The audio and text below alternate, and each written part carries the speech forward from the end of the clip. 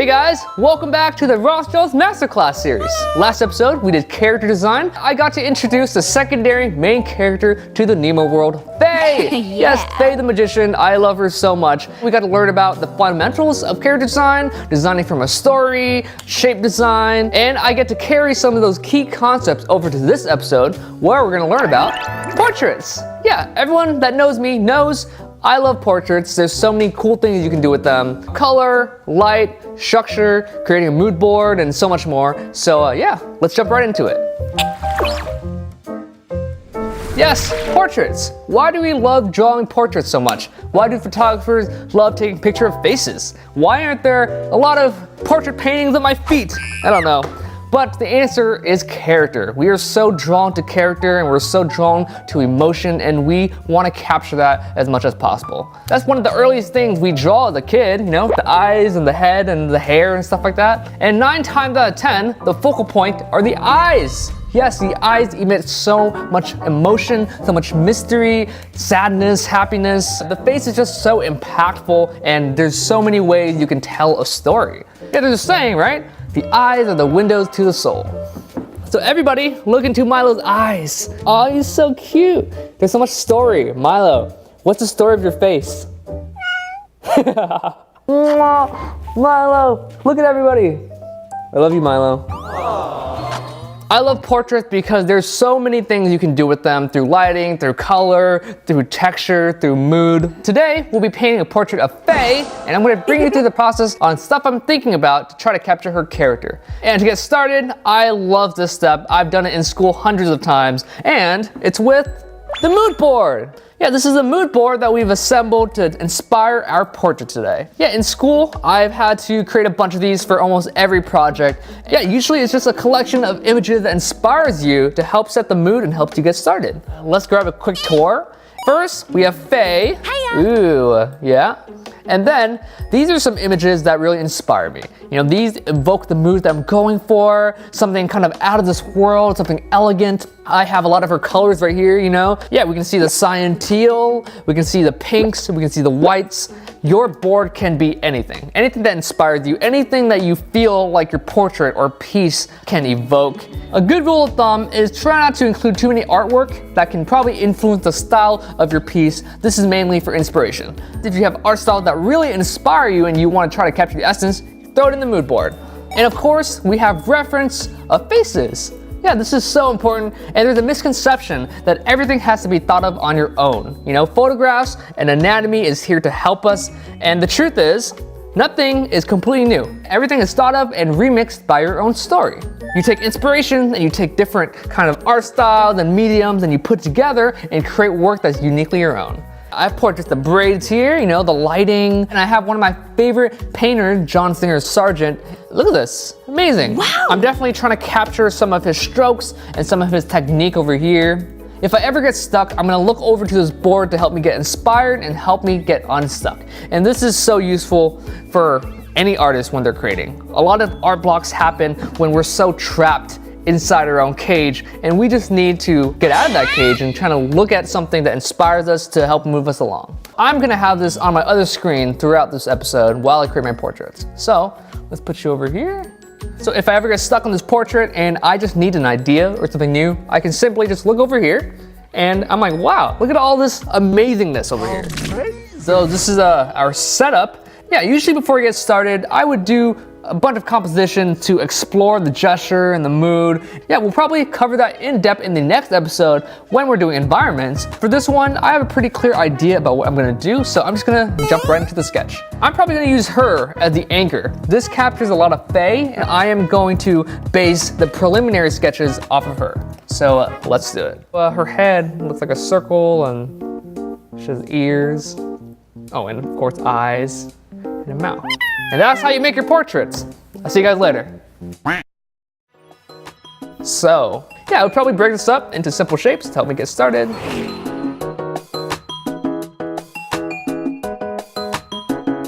Just remember that you're just using this purely for the anchor, purely for the starting point, and then you're going to try to capture your character within this.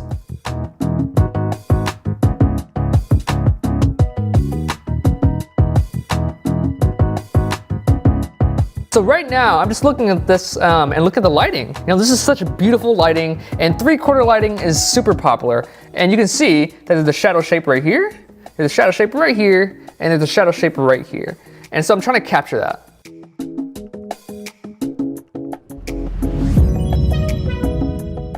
And one important thing that I learned tremendously when creating portraits or painting in general is that the lighting is always directional. It's very linear. For example, you have your light source over here, and it's shining a light that way, and all the angles of these shadow shapes are pointed this way.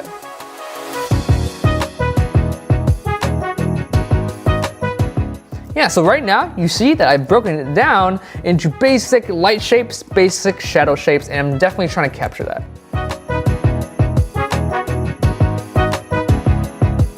All I'm trying to do here is try to capture the angle, you know, the angle of the eyebrow.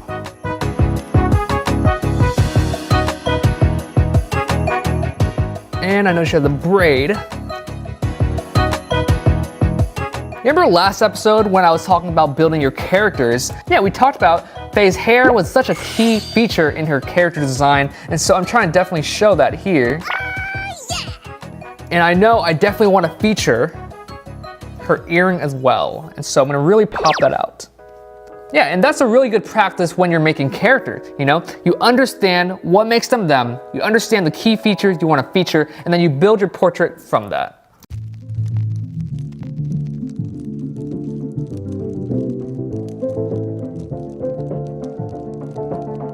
Since Faye is more edgy, I'm probably gonna have like a sharper eyebrow like that, you know? She has a little more attitude. The next one to call me edgy is getting choked to death.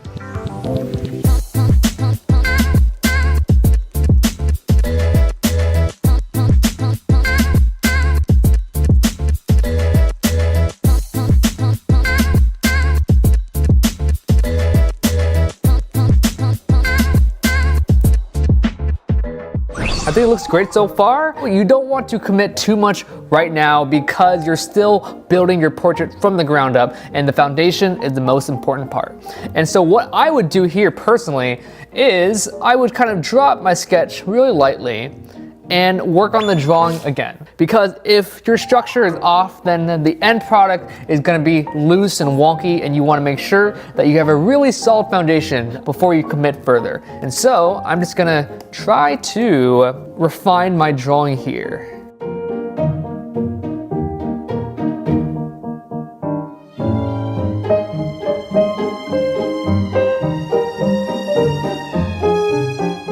And this is gonna help you serve as like the structure and template for when you add all your colors and your values in. This is gonna hold the painting in place.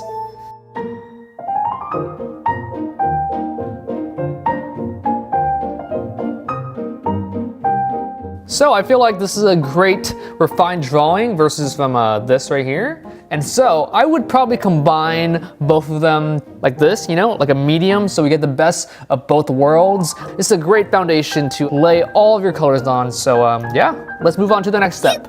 Yeah, I'm gonna make a new layer and kind of just glaze a wash over it. And I'm using this on the multiply layer. We're washing the painting before we actually lay everything on top. And a lot of old masters do this. They usually have a wash of like a burnt sienna, like a very popular technique back in the days, kind of replicating that technique. I'm gonna show you another technique real quick too. A lot of the times, you know, we're pretty confident about where we're at here, and so we would just make a selection. So let's fill this in. We have a clean shape to work with. And this is usually my usual method when I kind of have a direction of where I'm going and I'm pretty confident that these are the shapes. The really cool thing about this is you can be extremely experimental with this, you know, testing out lighting and shading. Let's try some things. Yeah, I'm gonna try some gradient shadow stuff.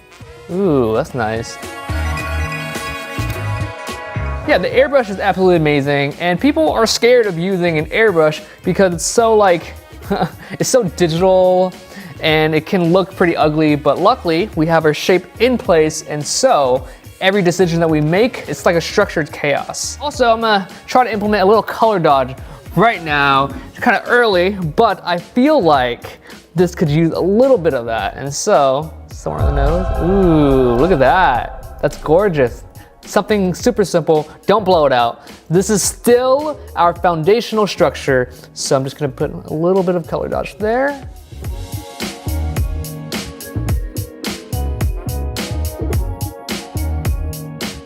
Awesome, let's put in our cape color. Yeah, I'm always referring back to my mood board, you know. These are the kind of colors that I kind of picked, the pink and the light blues and the light cyans, and so I'm trying to play with the vibrancy with warmth and cools.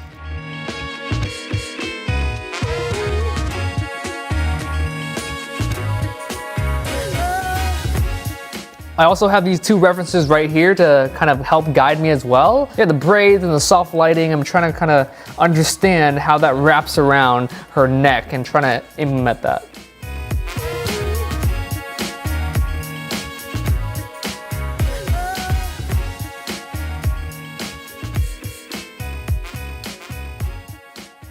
Yeah, so this is the stage we're at now, you know. I brought my inspiration over to help me more. You can tell that I'm being very slow and cautious about building up the layers. I want each layer to kind of breathe through and develop and build within one another.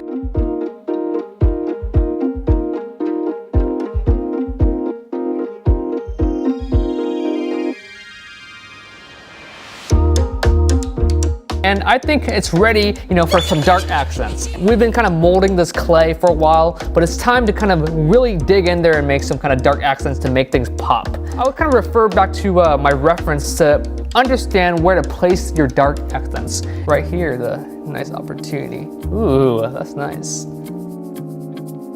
This is also a fun fact. You know, these dark accents are actually lines you draw in cartoons and anime. Like, you know, in anime where you're like, drawing these type of eyes, like that. These are just the dark accents of things you see in real life. You know, artists are always trying to simplify things, and in anime, we're just drawing kind of the lines of the dark accents.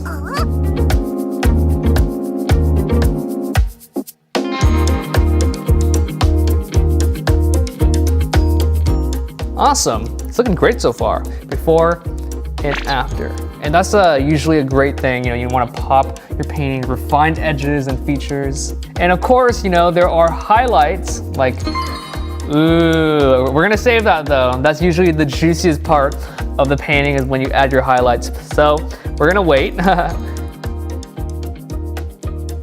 Yeah, throughout this whole process, I've used 2 brushes. People think the more brushes you have, the better. And that's definitely a misconception. So far, I've used an airbrush, kind of get me started, and also a round brush. And that's basically all I needed to do this.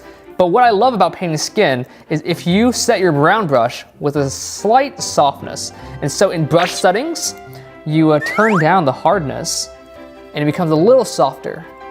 And that helps me kind of blend skin really nicely, like that.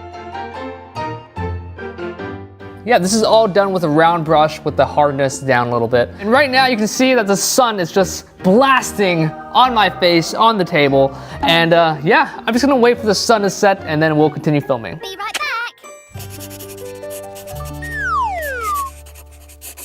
Hey guys, welcome back. And the sun is finally setting, and throughout the rest of the video, you might see it gradually get darker. But this is the progress of our painting so far. Coming back with a fresh eye, and that's something you should practice. You know, when you've been working for a while, you should take a break, take a step back, and then come back to it with the fresh eye to see all the mistakes. Another thing you can try, and people are really scared of this, but it's a very good practice to flip your canvas. So, I'm gonna flip it real quick. Flipping your canvas helps you see the mistakes that you wouldn't normally see. There are definitely times when I flip this and it completely looks like a different picture and I start to hate it. But this one looks all right. Let's flip it back real quick. One technique that's really good when you're trying to make portraits is vignetting your portrait and focusing on the focal point. you should always think about this as the sky. You know, there's always a nice gradation of colors from the sun to the clouds, and there's always gonna be a spectrum. Really good practice is to include some of the sky color inside your subject, and that's what they call global illumination. We're illuminated globally. And so I'm gonna take some of the sky color and kind of dab it a little bit inside her skin. Skin is so complex and is lit by like a million things. Putting some of that sky color inside your subject can really boost its believability.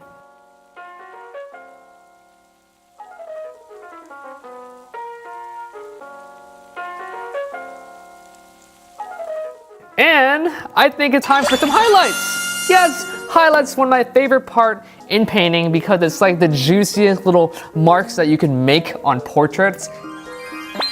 Don't just try to add highlights for the sake of highlights. Try to understand where the light is coming from. And you can see that the lighting comes from that way. And so this shine is gonna be on this side of the eye and a little right there. Ooh, that's pretty. And then on the nose like that. Ooh, I love this part. Look at that. It simply just pops everything out more. Freaking love it. I'm gonna do some really cool hair ones real quick.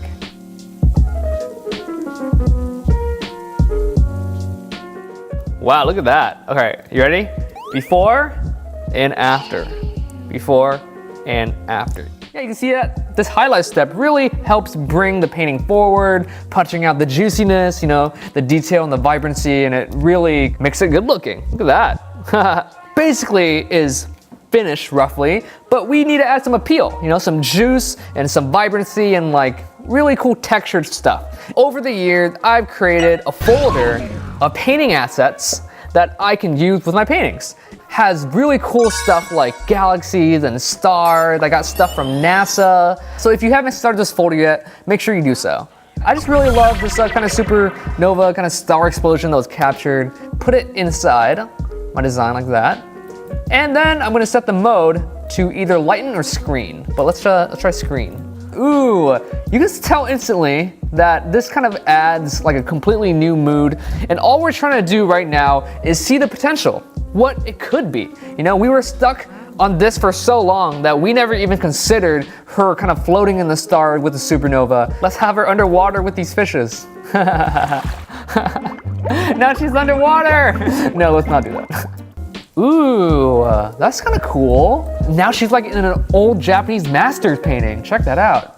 Yeah, the point here is kind of shock your system again and give you some inspiration and give you a new direction to go because we are always exploring, we are always experimenting, and we're never settling. You know what? I always gravitated towards like stars and the skies and stuff. Yeah, let me just kind of refine this a little more and we'll wrap it up.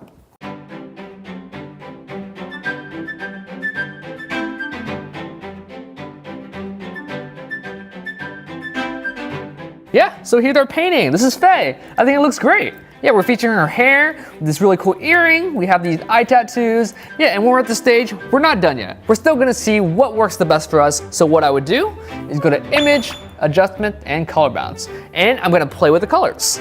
So we have our color balance box, and we can change our shadows, we can change our midtones, and we can change our highlights. The shadows are a little more bluer. Ooh, that's kinda cool. Maybe bluer highlights. Whoa. More bluer, you know, it kind of sets the mood. Blues and purples, really nice. Ugh, shiny. Wow, that's kind of awesome. Look, before and after.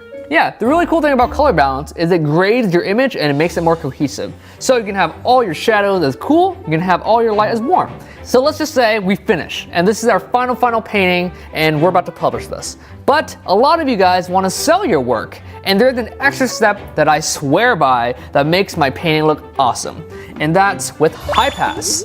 And so what high pass does is makes the clarity a lot better, and it looks beautiful when you print it. So what I would do is make a complete copy of your painting. So we would go in Filter, Other, and High Pass. Nice. And then you have something like this and make it super extreme so you guys see what I'm talking about. Like that. Change it to soft light. Okay, there we go. So this is before and after. And we want to tone this down like that. And what it does, it makes all the lines crisper, you know, makes all the edges sharper, and when you print, it really, really shows.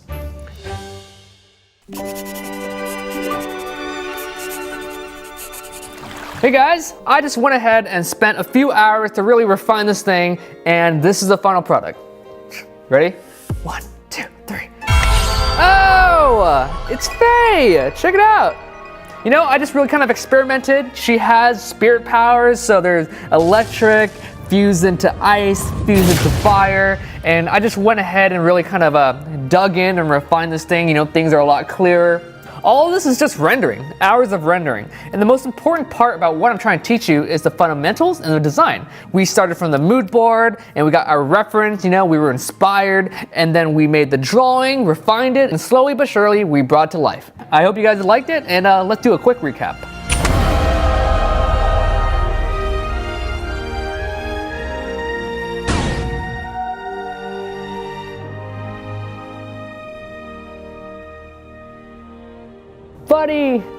Buddy, I see your soul. Let me look into your eyes. Let me look into your eyes. Wow, they're so beautiful. Hey guys, welcome back. I hope you enjoyed the episode. Oh man, I just love painting portraits. They're so much fun, and I hope you guys learned a lot from it. Keep in mind that the most important thing when you're creating portraits is to capture character. Yes, capture their essence. If your foundation and intention is strong, it will definitely carry through to the end product. And the next episode, we'll be doing landscapes. Yes, landscapes, finally, oh my God. I haven't done many landscapes on this channel, so I'm really excited to create one with you guys. Yeah, we'll be following Faye on her journey to a location in Nima's world. All I've been showing are characters, and I finally get to show a small slice of Nima's world. And this video's question is, growing up, what is the first thing you remember that you loved to draw? Maybe a house, you know, we all drew little houses and trees and suns, or maybe a face. James, what do you remember you love drawing? Ichigo from Bleach. Ichigo from Bleach, very cool. I remember Sailor Moon and Power Rangers and Pikachu. Yeah, let me know what you remember you love drawing in the comments below. There might be a longer wait from now and the next episode of the Masterclass series, but just practice your characters, practice your portraits, and I'll see you guys next time when we're doing landscapes. Don't forget to subscribe. Remember, every day is a color dot today.